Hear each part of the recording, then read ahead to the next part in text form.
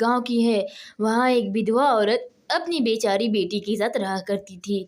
उसकी बेटी बहुत ही गरीब थी क्योंकि उसके पिताजी इस दुनिया में नहीं थे और उसकी माँ भी हमेशा चिंतित रहती थी कि उसकी बेटी का शादी कैसे होगा। रानी बेटा, तुम सारी सामान बांध कर तैयार रहना। मैं और तुम कुछ देर बाद मामा के यहाँ चलेंगे क्योंकि हमारा यहाँ कोई गुजारा नहीं हो सकता अब। और हम यहाँ कितने दिन खा सकते हैं, ना ही हमारे पास अनाज है। पर माँ, हम मामा जी के यहाँ और कितने दिन रह सकते हैं?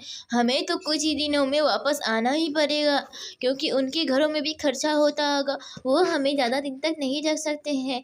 इसलिए मेरे ख्याल से हमें कहीं नहीं जाना चाहिए, हमें अपने घर में ही रहना चाहिए। मुझे मन नहीं है वहाँ जाने का माँ, मुझे यही मन लगता है। देखो रानी, हमारे पास और कोई रास्ता नहीं है, हमें मामा के यहाँ चलना ही होगा क्योंकि हम यहाँ ज़्यादा दिन तक नहीं रह सकते। इसलिए तुम चुपचाप मेरी बातों को मानो और मेरे साथ चलो, ज़्यादा बोलने की कोशिश मत करो।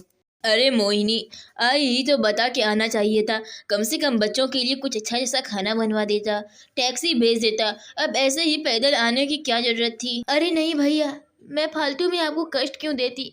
ऐसे ही मैं ज़िंदगी के बड़े से बड़े कष्ट को उठा रही हूँ। मैं और नहीं चाहती कि मेरी वजह से आप लोगों को भी कष्ट हो। अरे बहन, तुम कौन सी कष्ट की बात कर रही हो?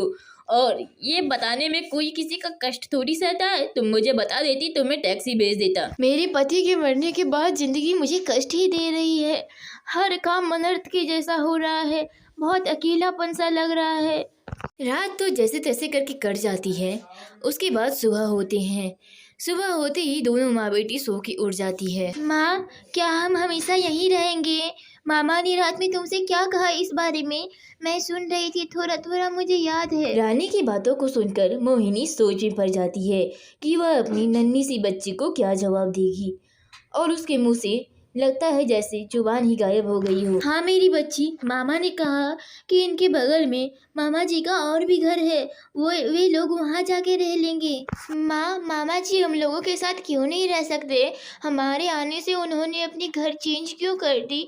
क्या हम लोगों से कोई तकलीफ है उनको? नहीं मेरी बच्ची, मामा जी को कोई तकलीफ नहीं है। एक कमरे में हम लोगों का एडजस्ट नहीं हो पाता, इसलिए मामा और मामी और उनके बच्चे भी वहीं रहेंगे। इसी तरह कुछ दिन बीत जाते हैं और रानी की माँ इसी घर में रह रही थी। रानी बेटा, चलो जल्दी से खाना खा लो।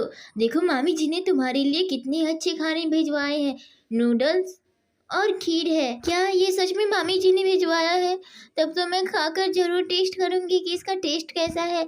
माँ, तुम भी मेरे साथ खाओ ना, ये बहुत अच्छा बना होगा। भगवान किसी ना किसी को किसी ना किसी रूप में मदद करने के लिए जरूर भेजता है। अभी मेरे भाई ना होते तो ना जाने मेरा हाल क्या होता। उनकी वजह से मैं इन घरों में